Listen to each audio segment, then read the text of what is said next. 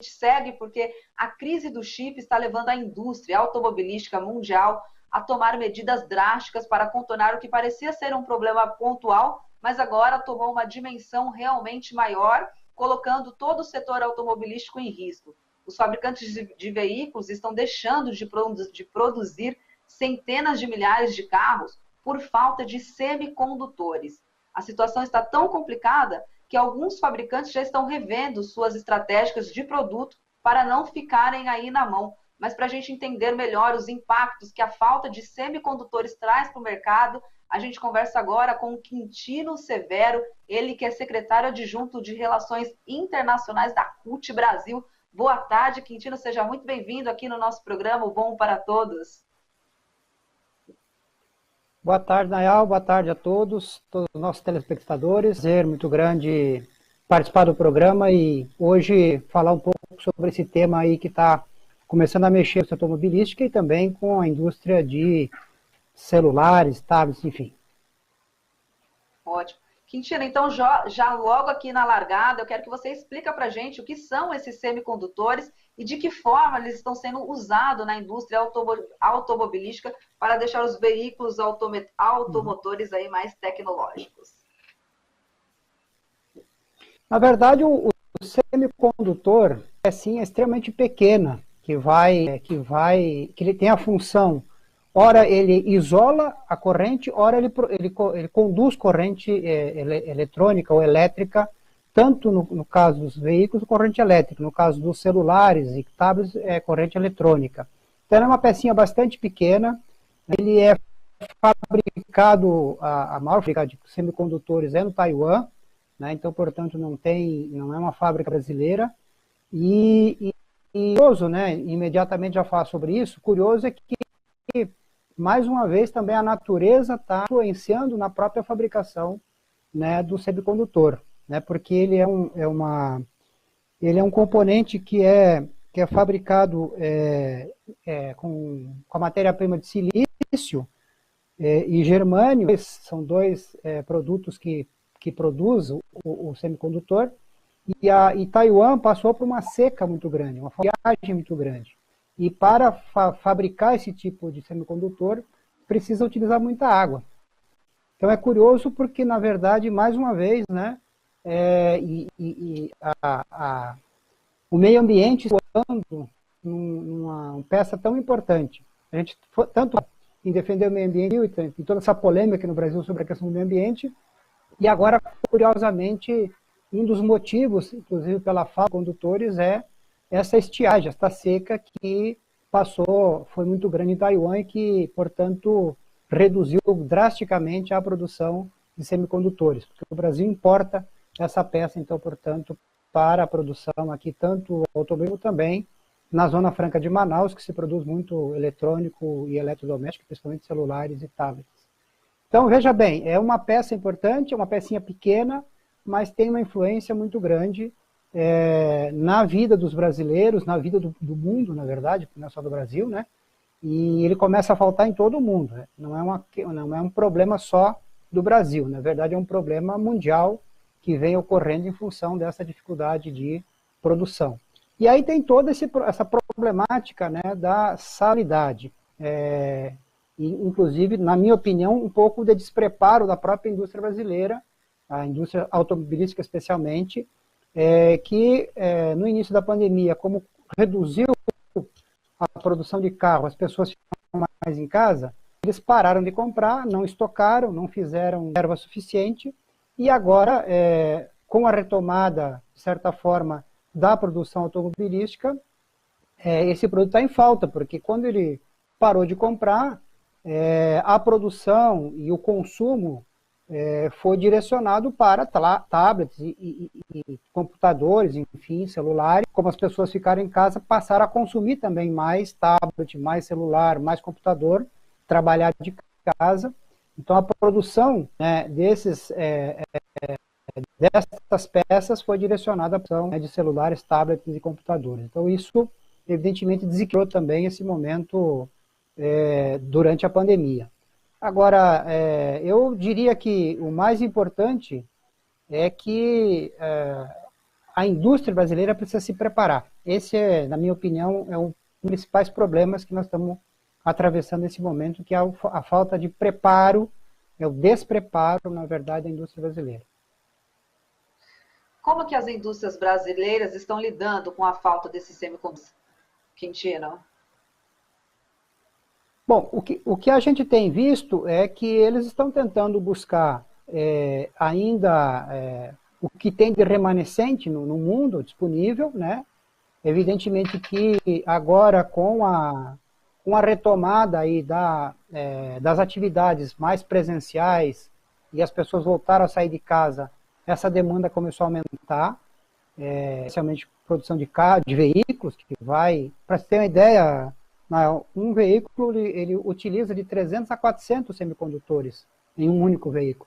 Então é uma quantidade bastante grande dessas pecinhas pequenas, mas de grande qualidade, de grande quantidade, de grande importância. E os empresários tiveram que voltar para a fila, né? Porque como eles não compraram, não estocaram, e os fabricantes de computadores e celulares estão na frente, portanto estão na fila mais na frente, os empresários brasileiros tiveram que voltar a buscar esse produto, mas de certa forma com muita dificuldade, porque na verdade essa falta é real, né? Ela tá afetando muito, especialmente o setor automobilístico, em função de que houve uma parada muito grande durante um bom período do ano passado e até o início desse ano. Agora, Quintino, você comentou aqui para mim que esse problema está deixando claro a necessidade do Brasil ter uma indústria forte, né? O nosso país já teve a indústria no centro do crescimento brasileiro. Por que você considera que é tão importante investir na política industrial para a retomada do desenvolvimento do nosso país, Quintino? Não tenha dúvida que a nossa indústria, na verdade, ela vem perdendo espaço e vem perdendo com muita rapidez nos últimos anos. Nossa indústria já foi algo em torno de mais de 28% do PIB. O Brasil já está no limite dos 2 dígitos, cerca de 10%, 11%. A nossa indústria no país industrializado, países desenvolvidos como a Alemanha, Japão e outros países que são industrializados, a indústria, ela praticamente um peso em mais de um terço do PIB vem da indústria. Então, países industrializados como a Alemanha, por exemplo, Japão, Estados Unidos, têm um peso muito importante na indústria. E, infelizmente, no Brasil, há uma tendência nos últimos anos de redução da participação da indústria no PIB brasileiro. Hoje isso corre o risco, inclusive, no próximo período, de ficar em um dígito apenas, quer dizer, cair abaixo de 10%, né, do peso do PIB, do peso da indústria sobre o PIB brasileiro. Então isso é, sem sombra de dúvida, uma necessidade muito grande do Brasil voltar a investir na indústria, reindustrializar o Brasil. E isso, evidentemente, precisa de uma política industrial muito forte, uma política industrial focada exatamente para dar prioridade no incentivo e na formação, né, principalmente de indústrias fortes e indústrias atualizadas para o momento que o mundo vive.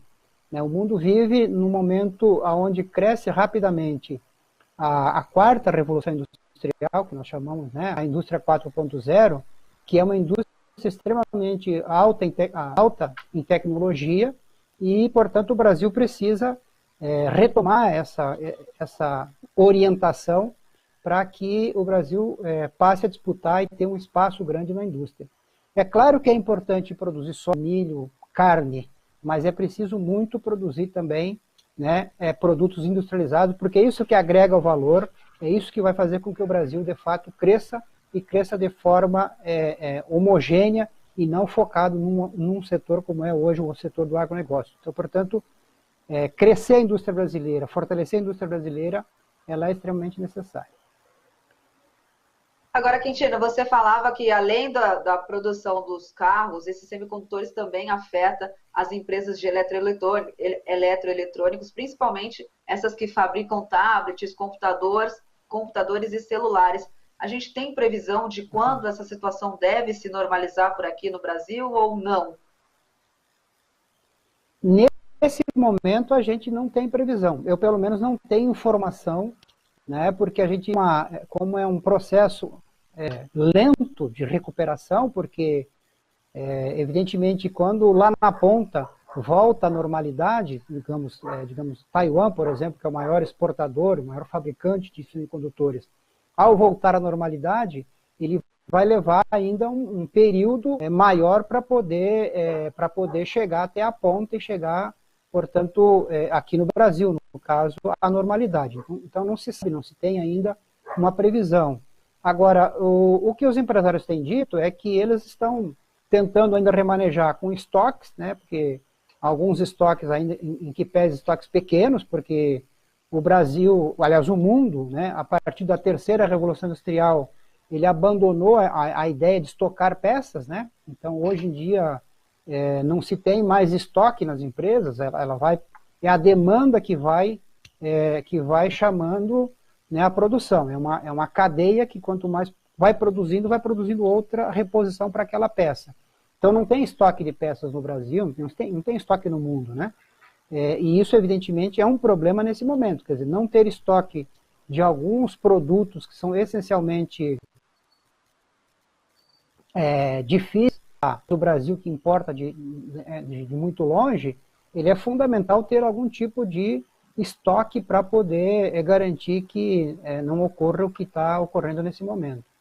E o curioso, eu queria até chamar a atenção, que o curioso, e lembrar esta atenção a todos os telespectadores, é que quando o presidente Lula lançou o primeiro PAC, né, o Plano Nacional de Aceleração do Crescimento, um dos setores que ele direcionou a produção era de semicondutores. Eu me lembro como fosse hoje, né, os grandes setores, eram semicondutores, obras de saneamento, enfim, e semicondutores era uma das propostas naquela época do Brasil investir. E certamente, se nós tivéssemos dado continuidade num processo de investimento, hoje estaremos numa situação um tanto diferente da que estamos vivenciando nesse momento. Então, por isso que é importante a estratégia. Acho que o Brasil não tem estratégia, né? O Brasil produz tudo muito em cima da hora, deixa tudo para a última hora, não planeja a sua operação da cadeia produtiva, especialmente de fortalecimento da indústria, e demonstra, né, que, de fato, vai continuar por mais um longo período, dependendo muito, né, da produção externa e da importação, que normalmente nem sempre tem capacidade de atender naquele momento que mais se precisa. Tá certo, Quintino. Muito obrigada pela sua participação. A gente conversa em uma outra oportunidade. Tá bom, estou à disposição. Está à disposição para debater aí a situação, né, da indústria brasileira, mas também da classe trabalhadora como um todo, porque isso tem um impacto muito grande para os trabalhadores. Imagina as fábricas começar a parar, certamente virá novos programas aí, né, de suspensão de contrato, enfim, porque isso tem uma consequência e certamente os trabalhadores vão acabar sendo afetados como consequência, tá bom? Obrigado pelo convite, fico à disposição. Obrigada. Nós conversamos aqui com o Quintino Severo, ele que é secretário adjunto de Relações Internacionais da CUT Brasil. Pessoal, sexta-feira chegou, né?